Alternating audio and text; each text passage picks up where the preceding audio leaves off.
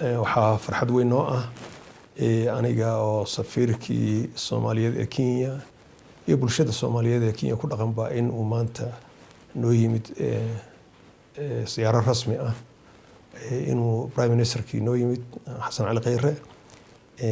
ummadan Soomaalida ee dhulkan ku nool aad bay farxad ugu tahay inay la kulmaan Prime Ministerkooda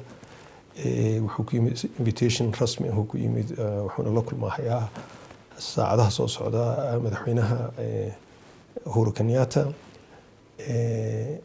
taasina waxay astaan u tahay xiriirka weyn ee sii xoogeysanaya maalinba maalinta ka dambaysa ee u dhaxeeya dowladda Soomaaliya iyo Kenya. Kenya wadan aad iyo aad muhiim ugu ah siyaasadeena arrimaha dibadda weeye asbaabo gaar ah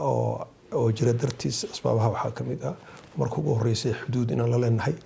xuduudkaasna inuu tension ka jiro oo security issue arrimo ku saabsan security-ga shabaab inay maaragtay meelahaas ka dagaal gasho oo ama Kenya dhibaatayso ama annaka dhibaatayso ama shacabka Soomaaliyeed ee beeraleyda ama xoololeyda ay dhibaatayso tan labaad Kenya waxaa ku nool dad badan oo Soomaali ah oo aad u xoogan oo ganacsato ah oo runtii ganacsi xoogan ee ka wada wadankan haddana waxaa weeye Soomaali badan oo wadankan Kenyaati u dhalatay oo haddana siyaasadda meelo fiican uga jira waxaasoo dhan waxay keenaysaa maaragtay xiriirkeenu inuu noqdo xiriir gaar ah oo muhiim ah oo xoogan inuu noqdo annakana waxaa weeye inaan sii xoojino weeye maantana tilaabay u tahay xiriirkaas in la sii xoojiyo siyaaradan uu ku yimid Prime Ministerka Khayre waxaan filahayaa marka inuu maalinba maalinta ka dambaysa uu sii xoogeysan doono xiriirka dhexeeya dowladda Kenya iyo dowladda Soomaaliya waxaan rabno waxaa weeye sida hadda muuqata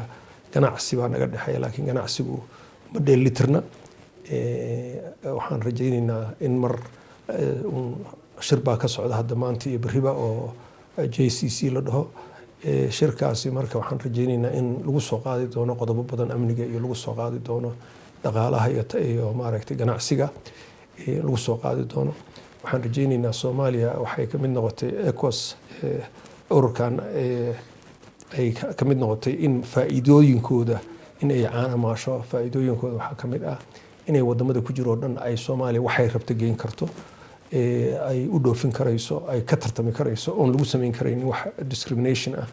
aan lagu samayn karaynin marka Soomaaliduna waan ognahay inay aad ugu horeyso maaragtay ganacsiga marka waxaan rajaynaynaa inay fahmaan dadka Soomaalidu inay suuqyadaas oo dhan ay u furan yihiin tan iyo intii la galay ururkaas la galay inay suuqyadaas oo dhan u furan yihiin marka yaanan ka maqnaanin yaan annaka dad wax loo keeno kaliya yaanan noqonin dad wax geeya annaguna waa inaan noqonaa hadduu Ilaahay yiraaho marka aad baan u soo dhaweynaynaa Prime Ministerka uguna faraxsanahay waqti yar buu joogahay laakiin waqtigaas waxaan rajaynaynaa inuu maaragtay dadka nuqabka bulshada Soomaaliyeed ee halkan ku nool hadduu san wada arkin inuu arko inuu maaragtay wax ka dhageysto baahidooda iyo maaragtay dhibkooda iyo waxay qabaan